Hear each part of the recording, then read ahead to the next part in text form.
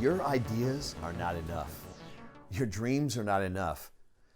They won't become a project, a product, a new way of living, or an income-producing enterprise until you put into what constitutes the right ingredients for the mix.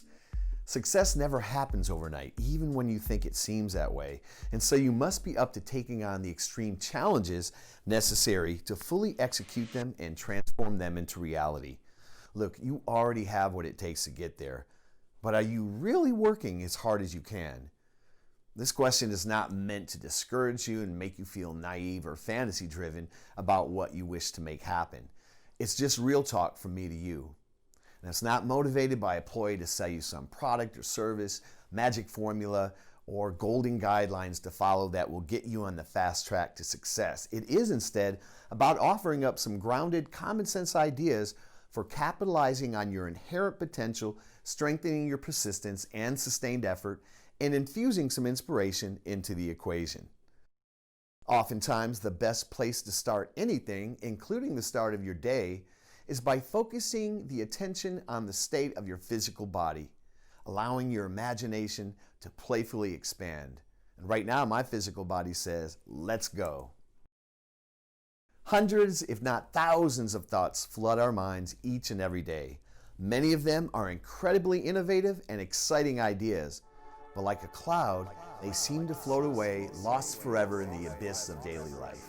How can you grab these ideas, which are really much like seeds, and help them grow and evolve into something special? Well, I have a couple strategies I would like to share with you. But first, let's talk about whiteboards. I love a whiteboard. If you can tell, my whiteboard is no longer white. That means that I use it a lot.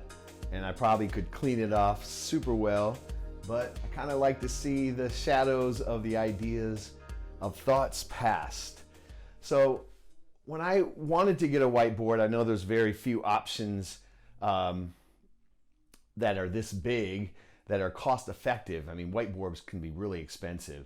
So I went down to the local Home Depot, and they have huge, this size right here. And I spent under $20 for this whiteboard. Now what I did is, this is actually in my dining room, and what I did is I drilled some holes and I hung these small little hangers here, and that's the door to my kitchen, so that I can take it down and put it up whenever I need it.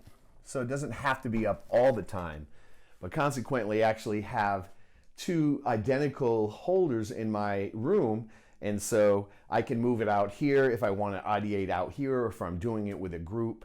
But most of us work alone, and so I usually leave it in my room. But I do have a process, because I don't want to lose the ideas. And one of the reasons I have a whiteboard in my bedroom is I do wake up sometimes in the middle of the night or early in the morning as soon as I get up, and I have an idea that I don't want to lose, and I write it up right on the whiteboard immediately. So then what I do after that, because the whiteboard will get filled up and then I want to use it again, is I take photos of the whiteboard and then I print them out. I know it's analog, right? I print them out, I 3-hole punch them, and I put them in a binder. And then periodically I will go through and I will read what I wrote, see if it's useful, if it's not useful. Sometimes I will take this and I'll reproduce this digitally. I will also, sometimes I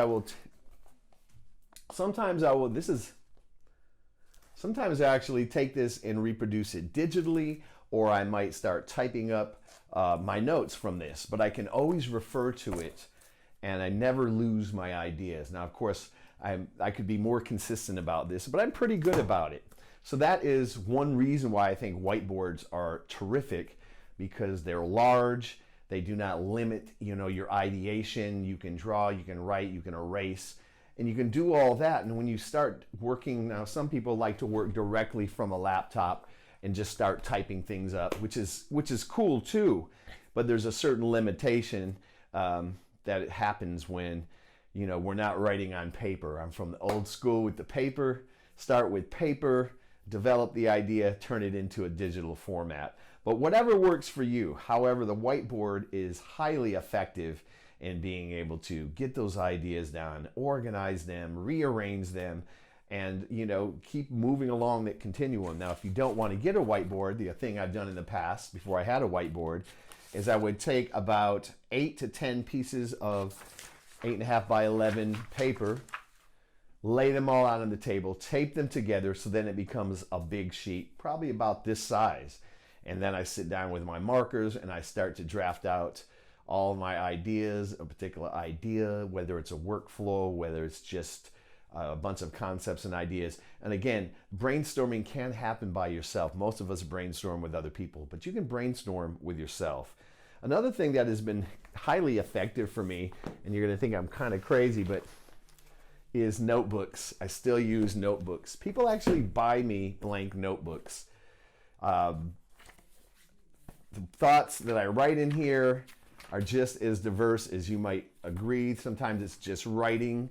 Sometimes it's writing a narrative. Sometimes it's drafting pictures and doodling. But this all turns into something in the end.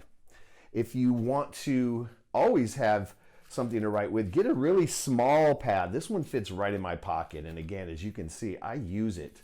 I write things down. Most people will lose their ideas again. We also have the note cards if you want to kind of go in that direction. These are really easy to be able to organize and keep and be able to flow through ideas. And then last but not least, which everybody's probably familiar with, even in this digital age, is Post-it notes. Post-it notes of different colors. They could be decorating your screen. It could be hanging on the wall.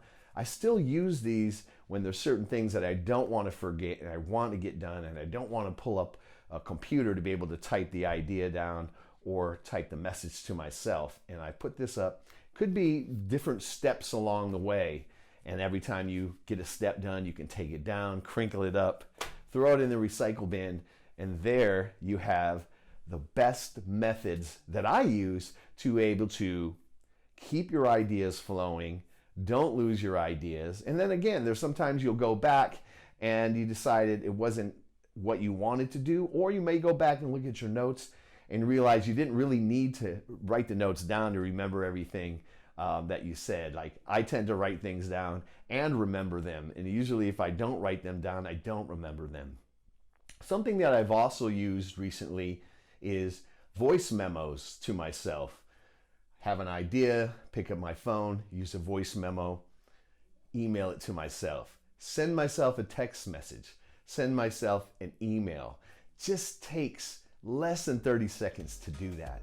The idea hits, don't lose it. That's the whole point of having a variety of these different methods to be able to make sure that your ideation does not get lost in the shuffle. And you'll be surprised about how many ideas you'll come in, that will come to your mind if you start recording them.